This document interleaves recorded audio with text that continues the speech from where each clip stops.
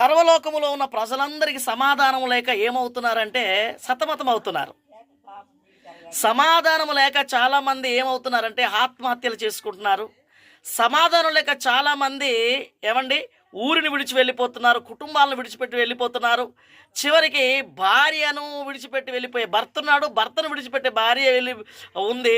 చివరికి అఘాత్యంగా ఏమవుతున్నారు ఎవరికి అర్థం కాలేని పరిస్థితి. ఇక్కడ కూర్చున్న వాక్యం వింటున్న మీరు కూడా మీరు మనుషులైతే కనబడుతున్నారు కానీ మీ జీవితంలో సమాధానము లేదు. ఉందంటారా? లేదు. సమాధానం లేదు. సమాధానం కావాలి అనుకుని కొంతమంది కోటరు మందేసుకుంటున్నారు. సమాధానం కావాలని సినిమా హాల్కి పోతున్నారు. సమాధానం కావాలని చాలామంది ఎన్నో ప్రయత్నాలు చేస్తున్నారు కానీ సమాధానం లేదు. సమాధానం ఇచ్చే వ్యక్తుల దగ్గరికి వస్తే సమాధానం దొరుకుతుంది. సమాధానం ఇచ్చే వ్యక్తి ఎవరైనా ఉన్నారంటే ఈ లోకంలో ఎవరు లేరు. బంధువులు కానీ, స్నేహితులు కానీ, రాజకీయ నాయకులు కానీ, లేకపోతే ఇంకా ఎవరు ఈ లోకంలో సమాధానం ఇవ్వలేరు. ఒకే ఒక్క వ్యక్తి సమాధానం ఇవ్వగలడు. ఆ వ్యక్తి ఎవరో కాదు, దేవుడు.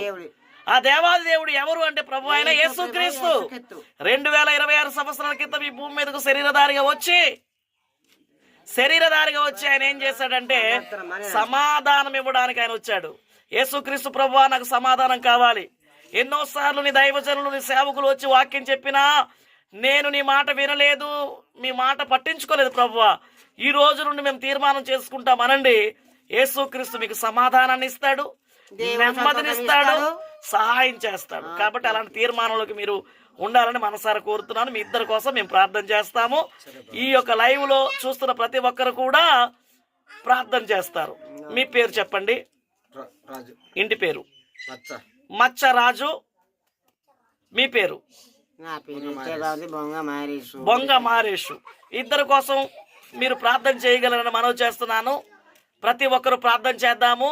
యవనస్తులైన వారు త్రాగి చెడి పాడైపోతున్నారు.